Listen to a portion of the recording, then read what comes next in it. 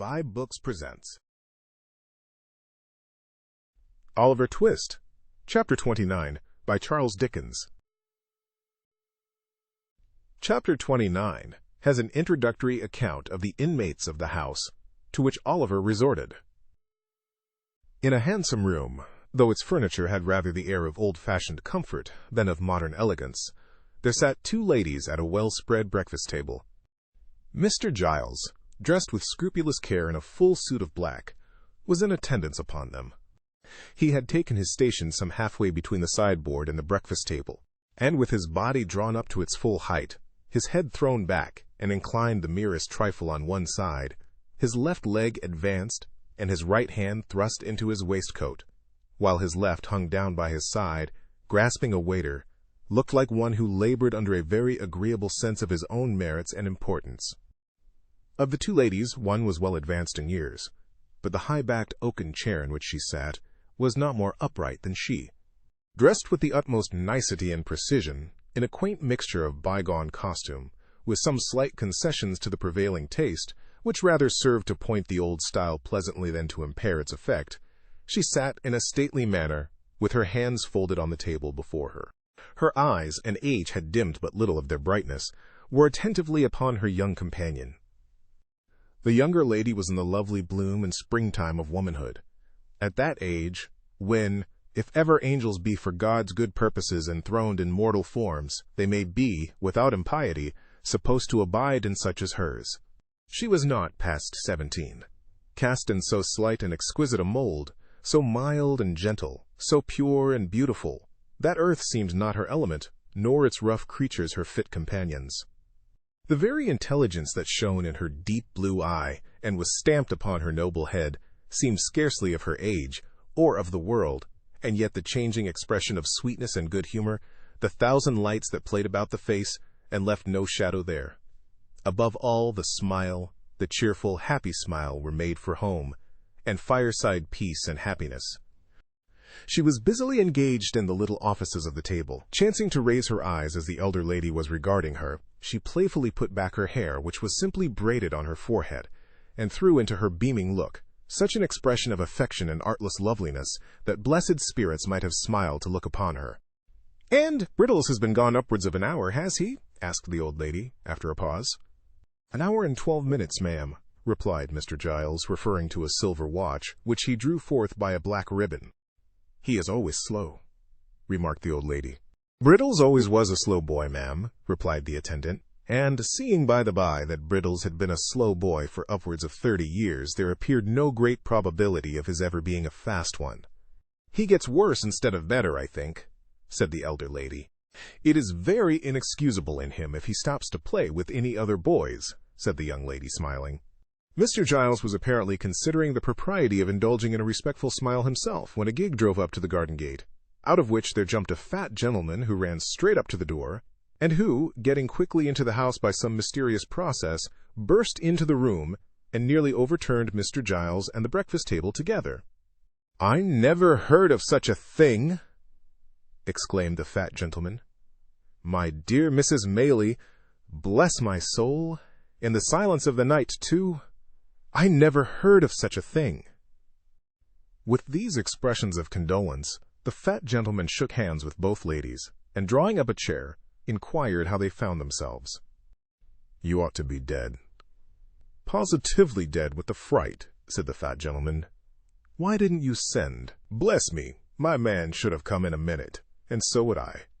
And my assistant would have been delighted, or anybody, I'm sure, under such circumstances.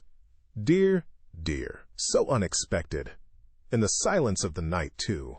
The doctor seemed especially troubled by the fact of the robbery having been unexpected and attempted in the night-time, as if it were the established custom of gentlemen in the housebreaking way to transact business at noon, and to make an appointment by post a day or two previous.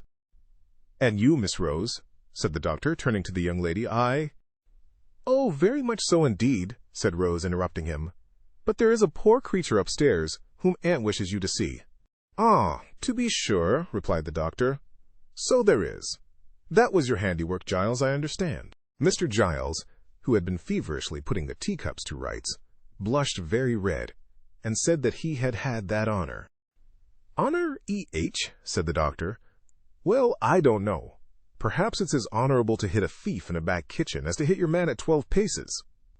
Fancy that he fired in the air, and you fought a duel, Giles." Mr. Giles, who thought this light treatment of the matter an unjust attempt at diminishing his glory, answered respectfully that it was not for the like of him to judge about that, but he rather thought it was no joke to the opposite party. "Gad, that's true," said the doctor. "Where is he? Show me the way. I'll look in again as I come down, Mrs. Maylie. That's the little window that he got in at, E.H.? Well, I couldn't have believed it." Talking all the way, he followed Mr. Giles upstairs. And while he is going upstairs, the reader may be informed that Mr. Losberne, a surgeon in the neighborhood, known through a circuit of 10 miles round as the Doctor, had grown fat, more from good humor than from good living, and was as kind and hearty, and withal as eccentric an old bachelor as will be found in 5 times that space by any explorer alive. The doctor was absent much longer than either he or the ladies had anticipated.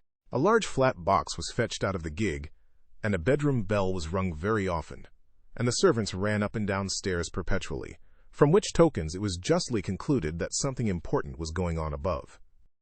At length he returned, and in reply to an anxious inquiry after his patient, looked very mysterious and closed the door carefully.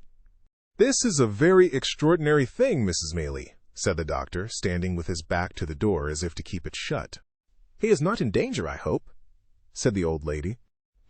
"Why, that would not be an extraordinary thing under the circumstances," replied the doctor, "though I don't think he is.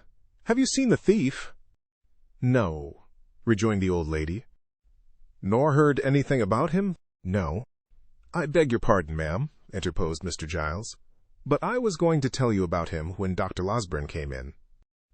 The fact was that Mr. Giles had not, at first, been able to bring his mind to the avowal that he had only shot a boy.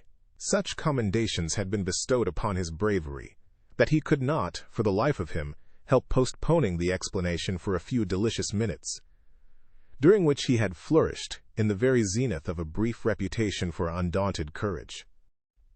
"Rose wished to see the man," said Mrs. Maylie, "but I wouldn't hear of it." Rejoined the doctor. "There is nothing very alarming in his appearance. Have you any objection to see him in my presence?" "If it be necessary," replied the old lady. "Certainly not." "Then I think it is necessary," said the doctor.